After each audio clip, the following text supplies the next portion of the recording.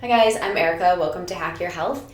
In today's video, I'm going to give you a list of the 10 best foods that I think are helpful for healing Crohn's disease and other autoimmune diseases. These are basically going to be foods that are easy to digest and absorb, that will provide good nutrition to the body, and are less likely to irritate or cause further problems to the digestive system. Hopefully this will help give you some ideas and introduce you a little bit to the mindset behind choosing these foods so that it's easier to make overall decisions about what to eat. My personal experience was that I did the specific carbohydrate diet about 7 years ago now to heal from Crohn's disease. So this is going to be really strongly influenced by reading Breaking the Vicious Cycle and my own experiences using that diet to heal from Crohn's disease, as well as reading the Nourishing Traditions Cookbook. I am not a doctor, and this is basically based on my own personal experiences and my own research over the last 7 years of being interested in healing Crohn's disease. And if you'd like more information about the specific carbohydrate diet, I have a lot of videos about that on my channel, as well as my personal story healing Crohn's disease. So if you're interested in those topics, they are covered in much more depth in other videos. So the number one best food if you are trying to heal your digestion, I believe, is bone broth.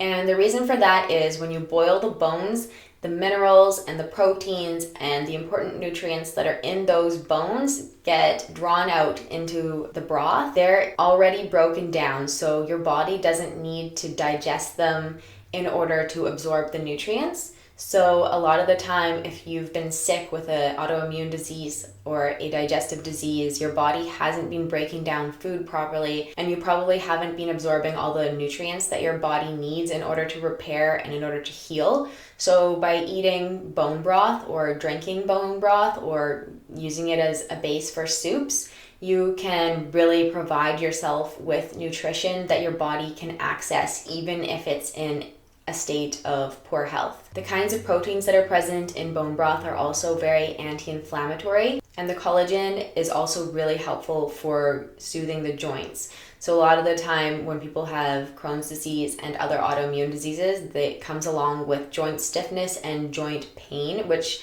is partially caused to the inflammation as well. So by calming the inflammation and providing the nutrients that your body needs to repair the joints, it can also be really helpful for joint pain.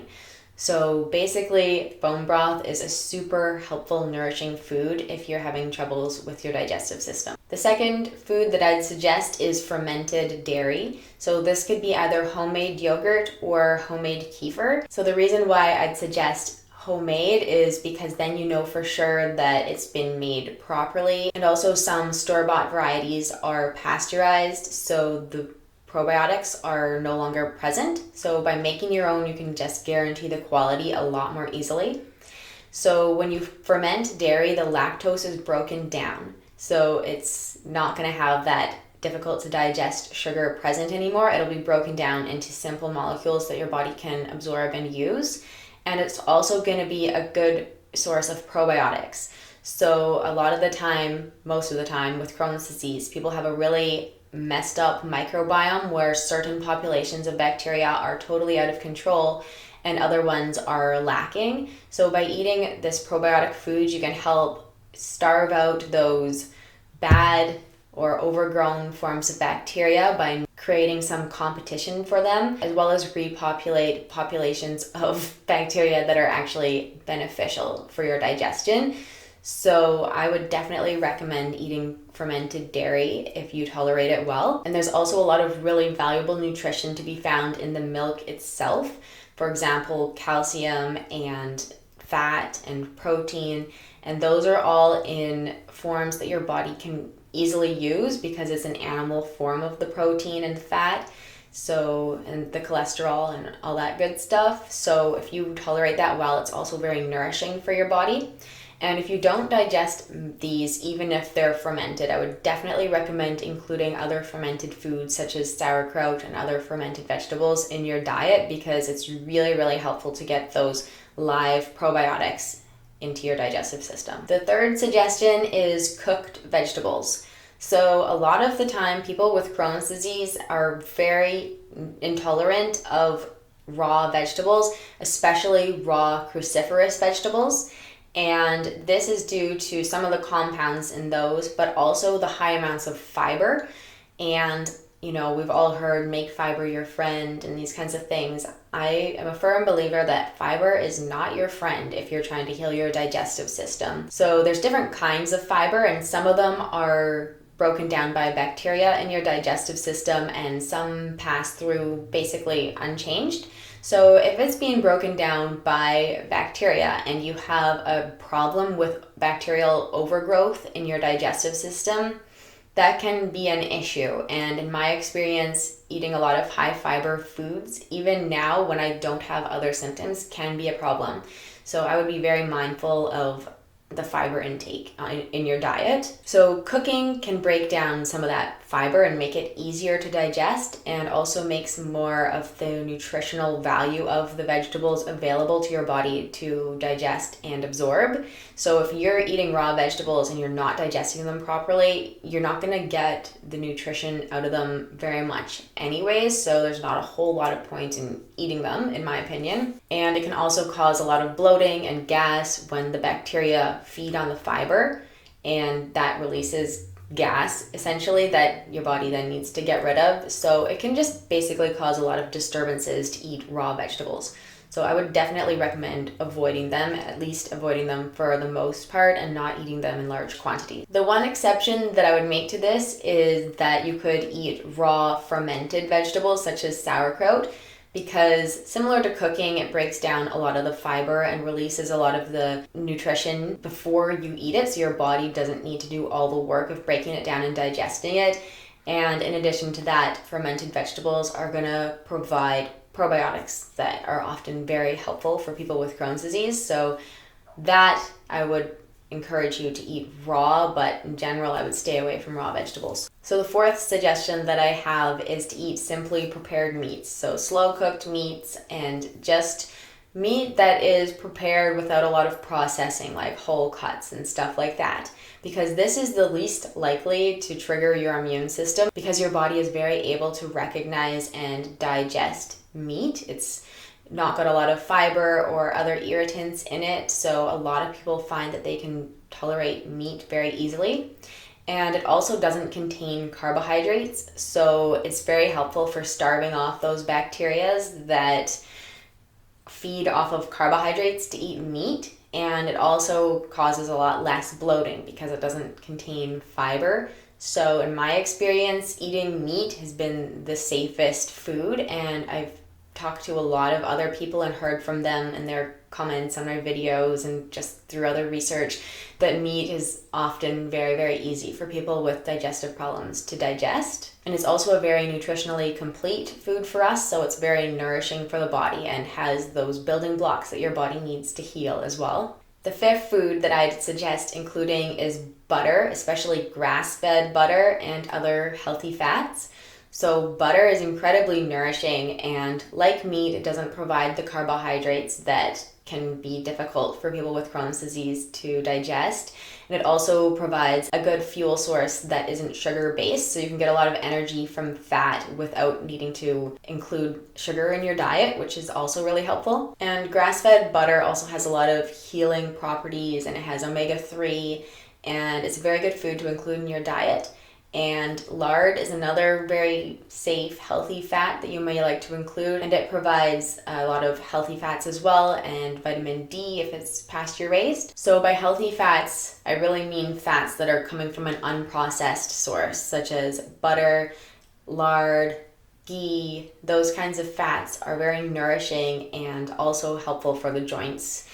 And I would definitely recommend staying away from highly processed sources of fat, such as vegetable oils. It's also really helpful to include good fat in your diet because a lot of vitamins are fat soluble, such as vitamin E and vitamin A and vitamin D. So if you're still trying to cut fat, it's a lot harder to get those vitamins that your body needs. So having a good source of fat that includes those vitamins is also really helpful. The sixth food that I would recommend including in your diet is liver, and particularly beef liver is sort of the most mild tasting and very nutritious.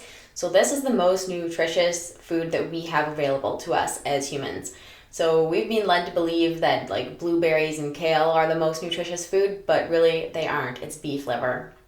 You can look it up. This is a really great source of copper and vitamin A and tons of other minerals that are often lacking in our diets and are especially likely to be deficient in people who haven't been absorbing food properly. So if you want to give yourself a really good nutritional boost and forms of these minerals and other nutrients that your body can digest and assimilate very easily, I would highly recommend eating liver once a week or once every 2 weeks. And it's also a very good source of vitamin B12 and iron.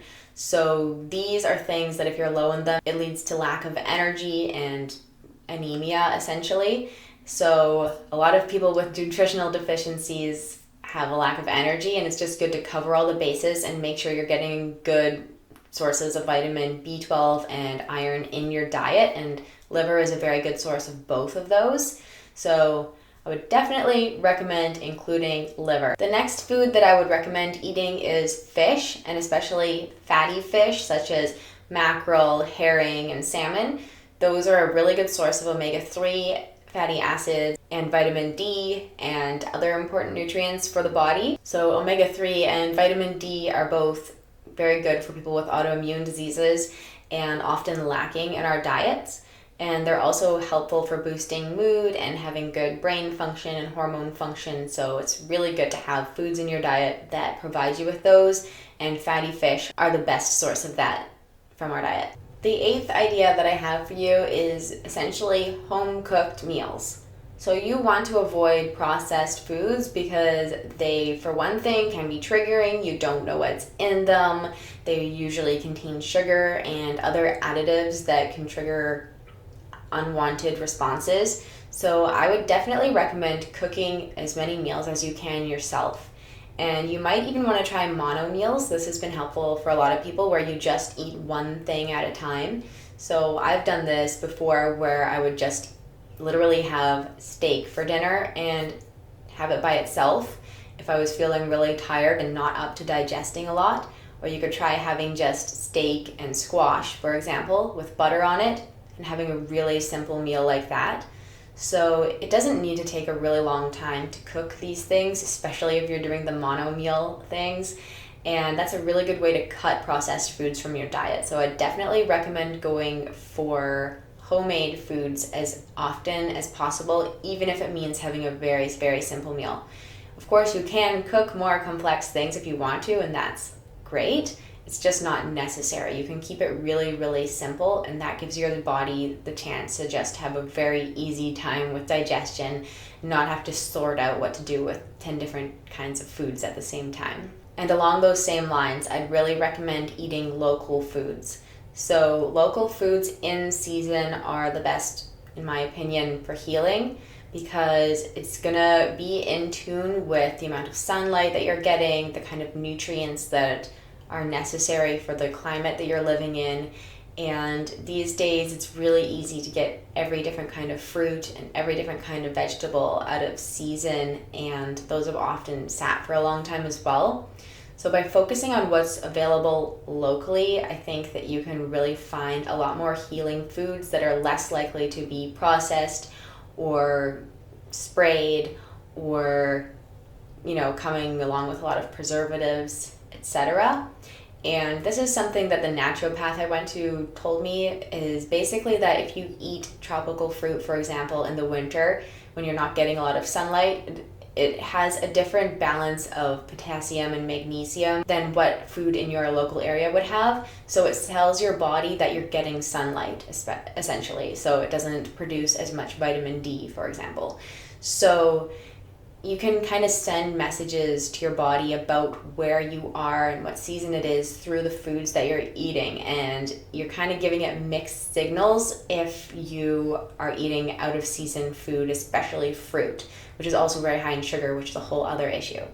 So my recommendation would be to stick to local foods whenever possible. And of course, this is not like the most scientifically backed theory, but it does make a lot of sense. And I would just consider eating local foods and see if that's something that makes sense and is possible for you. And my 10th suggestion is essentially just eat what you can digest. So if you can digest a food easily and you feel good, that's probably the food that's going to be the best for you. And foods that you can't digest are likely to either feed the problem, which is going to be the inflammation or the overgrowth of bacteria or whatever it is that's at the root of all these issues for you. And eating those foods is only going to cause problems. Whereas eating foods that you can digest is going to actually feed your body and nourish your body so that it can heal. So definitely focus on eating the foods that you can actually digest. And that's what's going to be, in my opinion, the most helpful for you to eat. And you might want to keep a food journal, especially in the beginning, in order to find out what exactly those foods are. And I'd recommend eating, a well-balanced diet. But if you've discovered that there's only, 20 foods that you feel really good when you eat, I would suggest just eating those as long as it's still well-balanced and nutritionally complete, and give your body the chance to heal. And then chances are that over time you can incorporate more variety. But these are definitely my suggestions, and I think that these are the foods that likely the most people are going to be able to digest, and I would suggest giving them a try. And if you've done so, I'd love to hear about it in the comments, or if you have different ideas about what foods are easy to digest with Crohn's disease or helpful for healing, I would love to hear it as well. So feel free to leave comments about your experiences, because that's really helpful for other people to read as well. And if you want to see more of my videos about healing Crohn's disease, then you can check those out in different playlists on my channel. And you can also like this video if you liked it. And if you want to see more of my videos, then please subscribe. And thank you so much for watching. And best of luck on your healing journey. Okay, bye.